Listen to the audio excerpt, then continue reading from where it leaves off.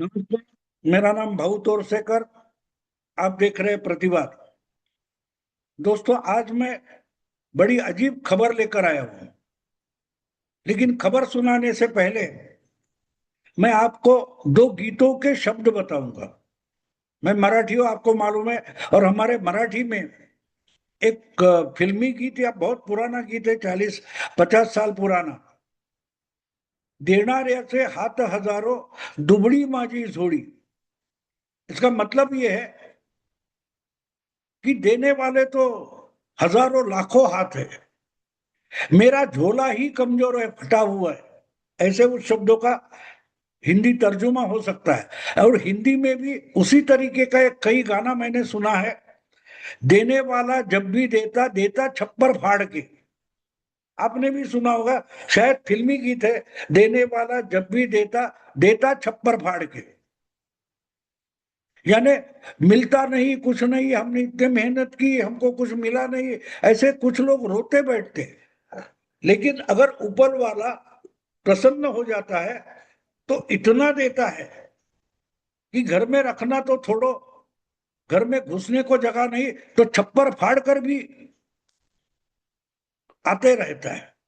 तो आज मैं मानता हूं कि 2024 में 240 पर अटकी हुई जो बीजेपी थी, भारतीय जनता पार्टी थी, उसको बंगाल के चुनाव के नतीजे आने के बाद जो परिस्थितियां बीजेपी पर आई है वो वैसी है। देने वाला जब भी देता देता छप्पर फाड़ के। अब कितनी अजीब बात है देखो, कि पूरे लोग 2 साल पहले 2024 के चुनाव के बाद नखरे कर रहे थे। राहुल गांधी, आपको याद होगा, लोकसभा में खड़े होकर बोले थे, हमने तो नरेंद्र मोदी के अहंकार को चूर चूर कर दिया, चकनाचूर कर दिया, तोड़ फोड़ कर फेंक दिया। राहुल गांधी बोले थे, आपको याद है। हमने मोदी का घमंड तोड़ा है, हमने बीजेपी का घमंड तोड़ा है। हुआ क्या था, कांग्रेस को 100 तक सीटें भी नहीं मिली थी। 99 पर कांग्रेस अटक गई थी। हाँ, बीजेपी का बहुमत चला गया था। जो बीजेपी 2014 में 282 और 2019 में 303 तक गई थी, वो बीजेपी लुढ़क कर 240 पर आकर अटकी थी। लेकिन फिर भी बीजेपी का जो गठबंधन था वो 293 पर गया था। और इसलिए एनडीए के गठबंधन का सरकार बनेगा, ये बात तय थी। विपक्ष की हार हुई थी। जो मोदी को हराने के लिए, बीजेपी को सत्ता से हटाने के लिए आईएनडीए यानी कि इंडी गठबंधन बना था, उसका तो आंकड़ा 200 तक नहीं गया था। फिर भी मस्ती कितनी होती है। कांग्रेस के अध्यक्ष मल्लिकार्जुन खड़गे उस वक्त पत्रकारों से बात करते हुए बोले कि हम अभी सरकार बनाने का दावा नहीं पेश करेंगे। क्यों? आपके पास तो बहुमत नहीं था।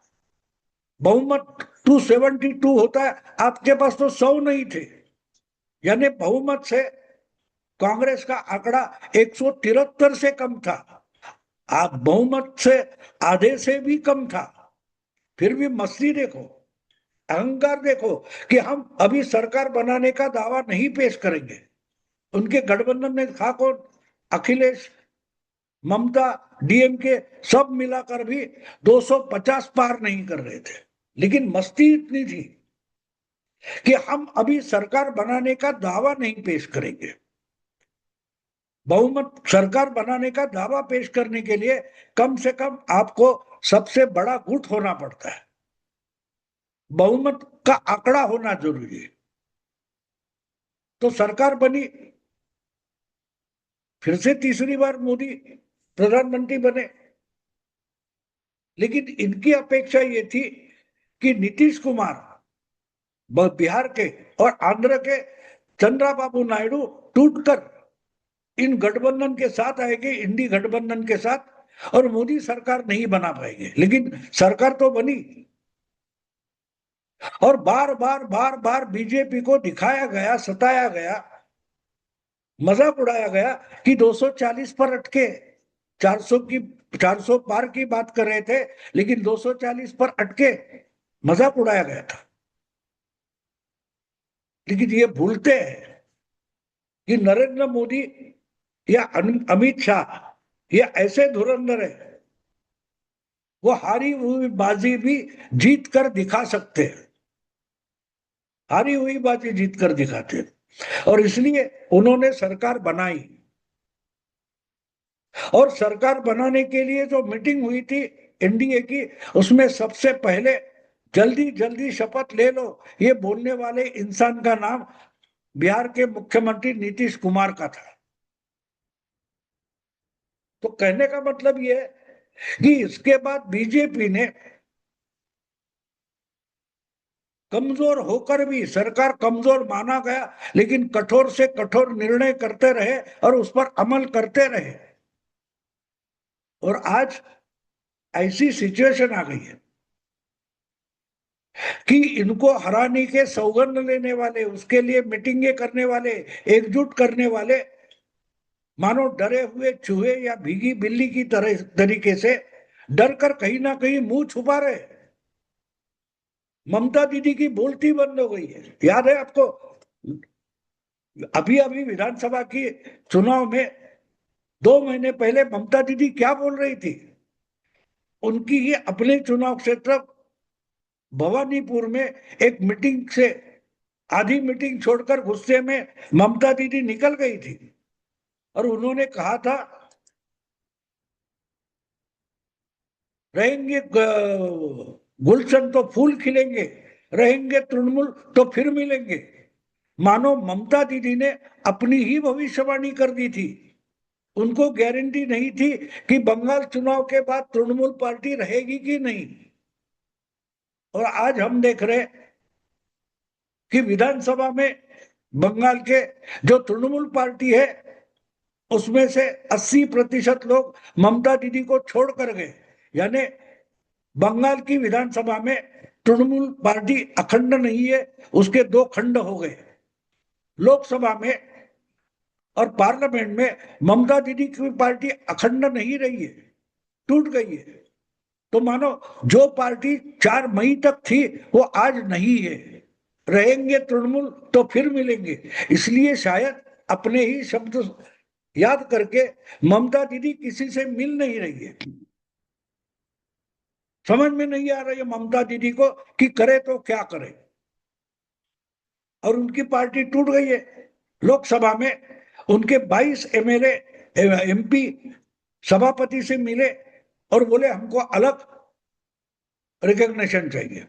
विधानसभा पे उनके 60 से ज्यादा एमएलए अलग हुए और उन्होंने अपना अलग लीडर चुन लिया, और ये सब गड़बड़ हो रही है, पार्टी टूट रही है।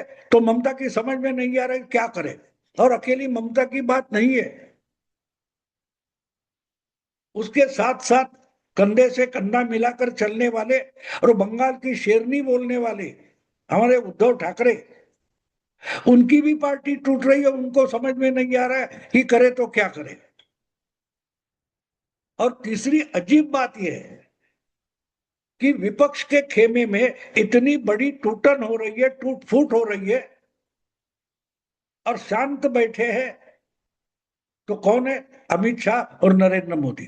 नरेंद्र मोदी विदेश में कहीं G7 के लिए गए, अमित शाह आने वाले चुनाव उत्तर प्रदेश, उत्तराखंड, पंजाब, गोवा इसकी तैयारी में लगे हुए, और बाकी पूरा विपक्ष का खेमा बिखरा हुआ है, डरा हुआ है, सहमा हुआ है, क्या करे तो पता नहीं चल रहा है।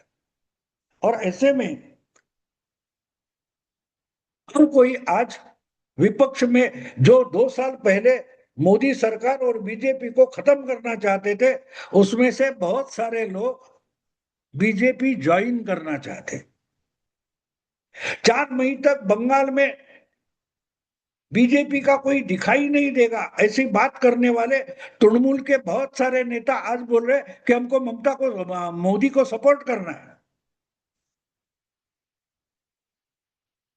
हर एक को, अकेली ममता की पार्टी ने बहुत सारे विपक्ष, छोटे छोटे प्रादेशिक पार्टियां हैं या प्रांतीय क्षेत्रीय पार्टियां है, उसके नेता अपना भविष्य, अपना अस्तित्व, अपना वजूद कायम रखने के लिए बीजेपी ज्वाइन करना चाहते हैं। लेकिन हालत कैसी है देखो, यही चिंता बंगाल के आम वोटर को थी कि अगर बीजेपी जीत गई हमारे वोटों से और फिर वही तृणमूल के गुंडे, ममता के गुंडे अगर बीजेपी में आ जाएंगे तो हमारी तो हालत वही कुत्ते जैसी रहेगी, न घर का न घाट का। ये चिंता जब ओपनली बोली गई, तब चुनाव के नतीजे आने के बाद दूसरे ही दिन 5 मई को बीजेपी के प्रदेश अध्यक्ष को डिक्लेयर करना पड़ेगा, किसी भी तृणमूल कांग्रेस वालों को बीजेपी में समाविष्ट नहीं किया जाएगा। और यही लोकसभा में या विधानसभा में टूटने वाले जो तृणमूल के एमएलए या एमपी है, उनके लिए अड़ंगा बन गई। उनको बीजेपी अपने साथ नहीं ले सकती। लेकिन ये बात सिर्फ बंगाल के लिए सीमित नहीं थी। जिनको अपने वजूद का डर लग रहा है, जो कल तक मुस्लिम तुष्टीकरण में धन्यता मानते थे, मुस्लिम वोट बैंक पर ही अपनी राजनीति निर्भर है ऐसा मानते थे, ऐसा हर कोई आज इतना डरा हुआ है कि उनके जो धर्माचार्य है योगेंद्र यादव, उनको तो आर्टिकल लिखना पड़ा कि इसके बाद मुस्लिम वोट बैंक के भरोसे चुनाव लड़ना इम्पॉसिबल है। तो जो एमवाई या क्या और कोई पीडीए जो मुस्लिम वोट बैंक अपनी हक्की बैंक है, हक्की वोट बैंक है, ऐसे मानने वाले थे, ये इतने डरे हुए कि उनको अब हिंदू वोट बैंक के भरोसे जिंदा रहना है। लेकिन हिंदू वोट बैंक के सारे डायरेक्टर बीजेपी में बैठे, आरएसएस में बैठे। जब तक वो आपको हिंदू वोट बैंक में अपना खाता नहीं खोलने देते, तब तक आपका वजूद अब संकट में है। तो बात ये हो गई कि छोटे मोटे सारे विपक्ष के दल जो है, उसमें से बहुतांश ऐसे है कि उनको बीजेपी में, एनडीए में आना है। लेकिन इनको अगर बीजेपी ऐसे ही साथ लेती है तो वोटर, हिंदू वोटर बीजेपी पर नाराज हो जाएगा। जो कल तक हिंदुत्व को गाली देते थे, हिंदू धर्म को, हिंदू प्रथा परंपरा, हिंदू इतिहास, हमारे श्रद्धा स्थान, इसके खिलाफ बातें करने वालों को बीजेपी अगर साथ लेती है तो हिंदू वोटर बीजेपी पर नाराज हो जाएगा। जिस हिंदू वोट बैंक ने और हिंदू वोटर ने सेक्युलर पार्टियों को आसमान दिखाया है, मिट्टी में मिलाया है, ऐसा कोई भी बीजेपी को साथ लेना नहीं चाहिए। और यही डर बीजेपी को सता रहा है।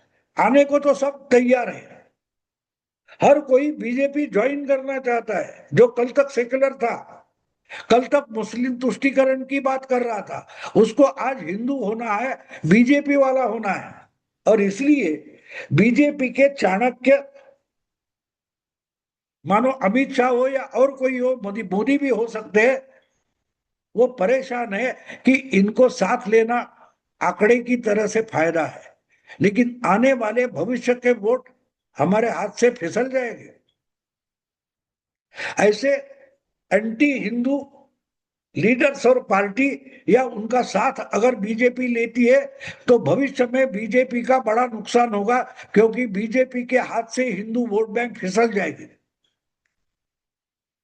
इसलिए टूट रहे विपक्ष के दल, विपक्ष के दल जो है एक के बाद एक टूट रहे, लेकिन उनको साथ लेना या अपनी पार्टी में उनको समाविष्ट करना, ये बीजेपी के लिए परेशानी है। अजीब बात है ना, टूट रहे विपक्ष के दल और परेशान है बीजेपी का चाणक्य। कितना अजीब विरोधाभास है, यह हमें समझना चाहिए क्यों हो रहा है।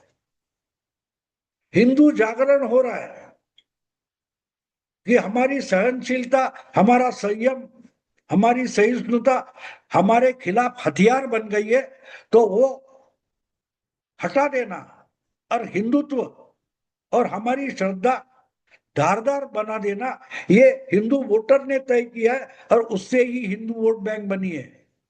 और जिस वोट बैंक को आज तक बनाने की और जमाने की कोशिश बीजेपी कर रही थी। वो हिंदू वोट बैंक बनी और सारे के सारे विपक्ष के दल, सेक्युलर पार्टी के नेता अब बीजेपी में आते हैं। इसको कहते हैं देने वाला जब भी देता, देता छप्पर फाड़ के। लेकिन जो मराठी गीत मैंने शुरुआती में बोला, दुबड़ी माझी जोड़ी, यानी आने वाले बहुत कुछ है, लेकिन उनको अपने साथ समा लेना बीजेपी के लिए मुश्किल है। कितना अजीब विरोधाभास है देखो। और आरोप बीजेपी पर हो रहा है, बीजेपी बाकी दलों को तोड़ रही है। तोड़ने की जरूरत नहीं है। ये डरे हुए हैं कि अगला चुनाव अगर हिंदुत्व पर जीता जाएगा तो हम पर लेबल लगा है, हम पर तो सिक्का लगा है कि ये मुस्लिम तुष्टीकरण करने वाले हैं। तो अपना मुस्लिम तुष्टीकरण का जो दाग है वो साफ करने के लिए बहुत सारे सेकुलर नेता और पार्टियों को बीजेपी के साथ आना है, बीजेपी में समाना है। लेकिन अमित शाह के लिए वो परेशानी बना है। दोस्तों, अगर वीडियो पसंद है तो लाइक कीजिए, शेयर कीजिए और प्रतिवाद को सब्सक्राइब कीजिए। नमस्कार।